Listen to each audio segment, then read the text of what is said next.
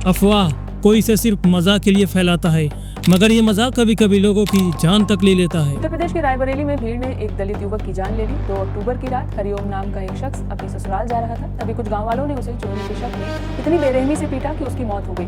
आज से कुछ महीनों पहले यूपी के एक जिले में ड्रोन चोरी की अफवाह फैली, जहां कुछ लोगों ने दावा किया कि उन्होंने आसमान में रहस्यमय ड्रोन देखा है। बच्चों ने बताया कि ड्रोन उड़ लिया, हमने बाहर निकल के देखा तो ड्रोन बाकी नहीं देखा। ये अफवाह धीरे धीरे राज्य के लगभग हर हिस्से तक फैल गया। बात इतनी आगे बढ़ गई कि उत्तर प्रदेश के मुख्यमंत्री योगी आदित्यनाथ जी को इस अफवाह का खुद खंडन करना पड़ा। जो भी ये भय और दहशत का माहौल पैदा करेगा, ड्रोन के नाम पर अनावश्यक लोगों के मन में भय और दहशत पैदा करेगा, ऐसे लोगों के खिलाफ गैंगस्टर के तहत कार्रवाई करने के आदेश पहले ही दे चुके। योगी जी के खंडन के बाद भी ये अफवाह रुका नहीं, बल्कि और भयानक स्तर पे चला गया। लोग लाठी डंडे लेकर रात रात भर अपने गाँव की रखवाली करने लगे, जबकि पुलिस बार बार कह रही थी कि ये महज एक अफवाह है। कुछ लोग तो ड्रोन चोरी से बचने के लिए पुलिस से मदद मांगने के बजाय बाबा से मदद मांग रहे थे।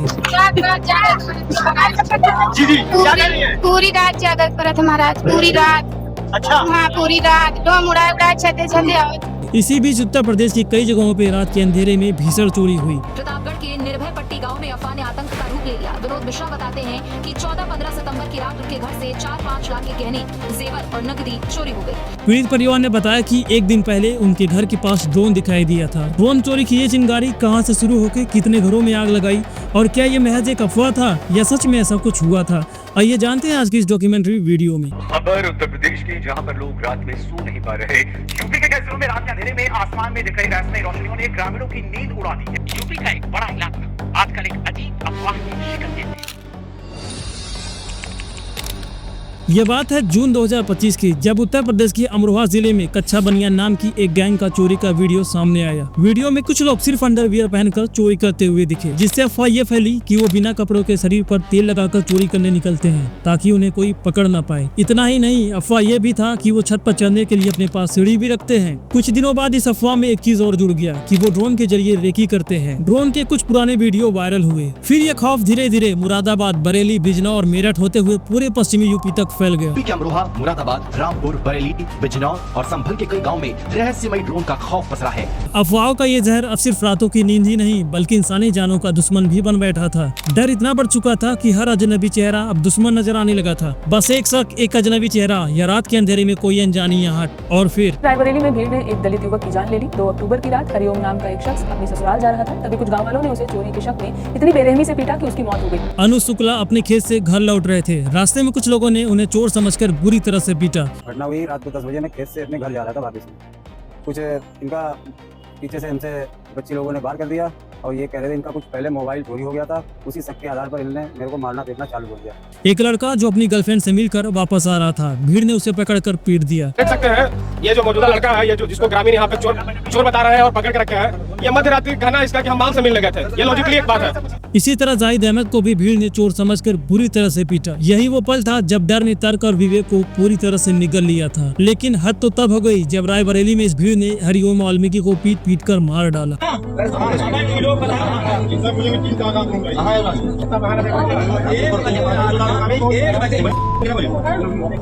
वो चीखता रहा, रहम की भीख मांगता रहा, मगर उस बहरी हो चुकी भीड़ तक उसकी आवाज नहीं पहुंची। जब तक पुलिस वहां पर पहुंची तब तक बहुत देर हो चुकी थी। इस भीड़ में कोई किसी से सवाल नहीं कर रहा था, किसी को सच जानने की जल्दी नहीं थी। गुस्से की एक लहर थी जो हर किसी को अपने साथ बहा ले जा रही थी। अब वो लोग गाँव के लोग नहीं बल्कि एक शिकारी झुंड बन चुके थे, और इस शिकारी झुंड के निशाने पर ज्यादातर बेगुनाह थे, और वजह था एक अफवाह। लेकिन सवाल यह है कि इस भीड़ के पास आखिर वो कौन सा सबूत था, वो कौन सी चिंगारी थी जिसने इन्हें रात भर पहरा देने को मजबूर कर दिया? क्योंकि उनमें कुछ ऐसे लोग भी थे जिनका कहना था उन्होंने सच में ड्रोन देखा है। बच्चों ने बताया कि ड्रोन उड़ लिया, हमने बाहर निकल के देखा तो ड्रोन बाकी हमने देखा। जब मुजफ्फरनगर पुलिस ने इस अफवाह की जांच की तो सच इतना शर्मनाक और घटिया निकला जिसने पूरे समाज का सिर झुका दिया। इस जानलेवा खौफ के पीछे कोई हाईटेक ड्रोन या गिरोह नहीं था। इसके पीछे थे मुजफ्फरनगर के शाकिब, शोएब और उनके कबूतर। जी हाँ, कबूतर, जिनके पैरों में ये लोग रंग बिरंगी लाइटें लगाकर रात के अंधेरे में सिर्फ अपने मजे के लिए उड़ा देते थे। इनकी एक घटिया शरारत आसमान में टिमटिमाती रोशनी ने इस अफवाह को और बढ़ावा दिया।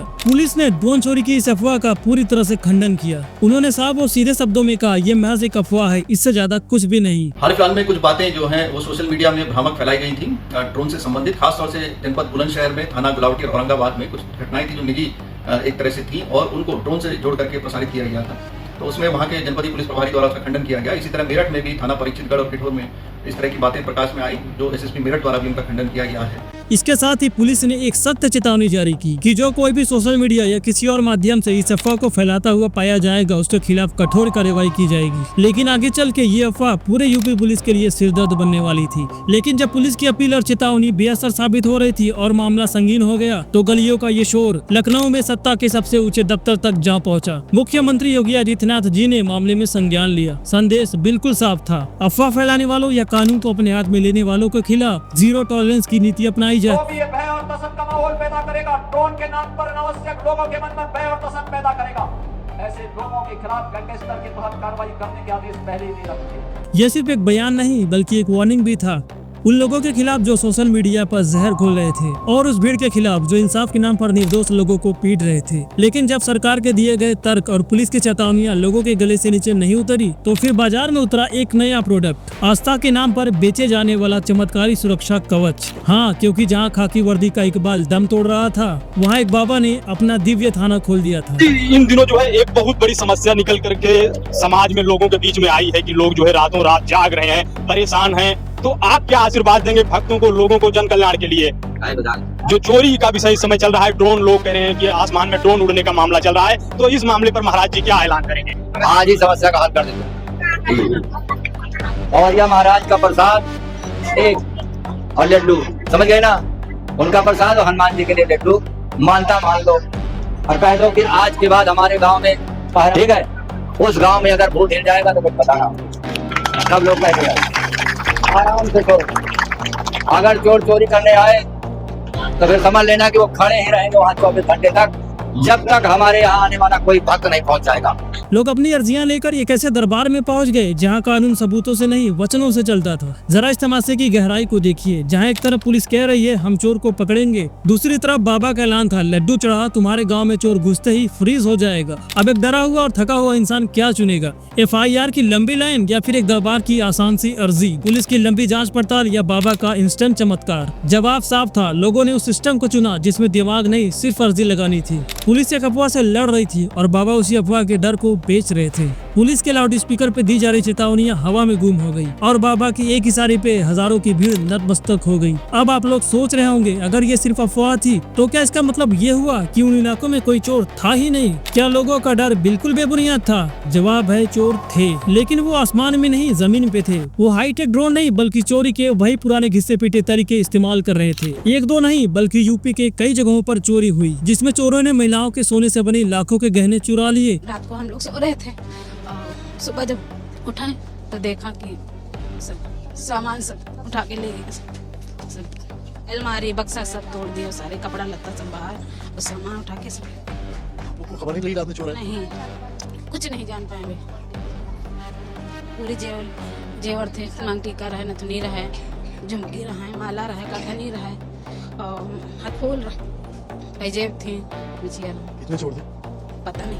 प्रतापगढ़ में भी ऐसे ही एक घटना हुई जहां चोरों ने अंधेरे का फायदा उठा के 5 लाख तक के गहने चुरा लिए। सामान चोरी हुई है, सबके बाहर लेटी रहे, ताला दाई की चाबी पास में ले रहे और बिटिया पढ़त रही, भतीजी हमार पढ़त रही, आवाज वही गिरी अटैची, आवाज आई, दौड़ी के बुआ ऊपर कुछ गिरता है, इतने जब दरवाजा ही शटर का खोले तो पूरा सामान बिखरा हुआ, हमारा सामान चला गया। जिस वक्त उत्तर प्रदेश के हजारों लोग आसमान में रहस्यमयी ड्रोन ढूंढ रहे थे, ठीक उसी वक्त असली चोर भी उनके दरवाजे पर दस्तक दे रहे थे। लेकिन यहाँ कोई ड्रोन रेकी नहीं कर रहा था, यहाँ टूटी हुई खिड़कियाँ थी, उखड़े हुए दरवाजे थे, दीवारों में सेंध थी। इस बार उनके पास अफवाह नाम का एक ऐसा हथियार था जो किसी भी ताले को तोड़ सकता था। ड्रोन की इस अफवाह को चोरों ने अपना सुरक्षा कवच बना लिया था। शिकार किसान और मजदूर बन रहे थे जिनके घरों में साल भर की कमाई थी। ये अफवाह चोरों का सबसे बड़ा हथियार बना। इसने न सिर्फ लोगों का ध्यान भटकाया बल्कि एक ऐसा माहौल बना दिया जिसमें हर कोई डरा हुआ और भ्रमित था, और इस भ्रम के अंधेरे में असली अपराधी अपना काम बड़े ही आसानी से कर रहे थे। ये साबित हो रहा था कि इंसान के डर का फायदा हमेशा कोई दूसरा इंसान ही उठाता है। आप में से कई लोगों के लिए शायद ये अफवाह नई बात रही होगी,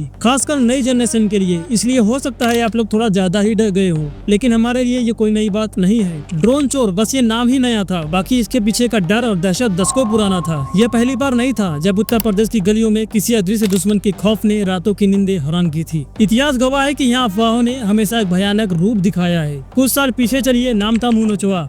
एक उड़ने वाली चीज जो रात के अंधेरे में लोगों को चेहरे नोच कर गायब हो जाती थी। तब भी आज ही की तरह लोगों ने खुद को घरों में कैद कर लिया था। तब भी हाथों में लाठियां और टॉर्च लेकर रात रात भर पहरे दिए जाते थे। अगर आपको भी याद है कोई बचपन की मशहूर अफवाह तो नीचे कमेंट करके हमें जरूर बताइए। फिर कुछ सालों बाद खौफ ने एक नया नाम धारण किया, चोटी कटवा। एक साया जो सोते हुई औरतों की चोटियां काट कर गायब हो जाता था। इस अफवाह ने भी वैसे ही दहशत फैलाई। हर अजनबी, हर बाहरी आदमी शक के घेरे में था। वही भीड़ थी, वही शक जो किसी को भी पीट सकती थी। और इतना ही नहीं, व्हाट्सएप के आने के बाद अफवाह का सबसे घातक रूप सामने आया। बच्चा चोर, एक धुंधली तस्वीर, एक झूठा मैसेज। और देश के अलग अलग कोनों में दर्जनों बेगुनाह लोग जो शायद रास्ता भटक गए थे या किसी से रास्ता पूछ रहे थे, उन्हें बच्चा चोर समझकर भीड़ ने जमकर पीटा। नाम बदलते रहे, मुंह नचवा, चोटी कटवा, बच्चा चोर, लकड़ सुंगा और अब ड्रोन चोर। लेकिन कहानी हर बार एक ही थी, एक अदृश्य दुश्मन, एक डरा हुआ समाज और उस डर की आग में झुलसता कोई बेगुनाह। इस पूरी कहानी के अंत में हम कहाँ खड़े हैं? एक भीड़ के पागलपन के सामने और उस झूठ के सामने जिसने ये सब किया।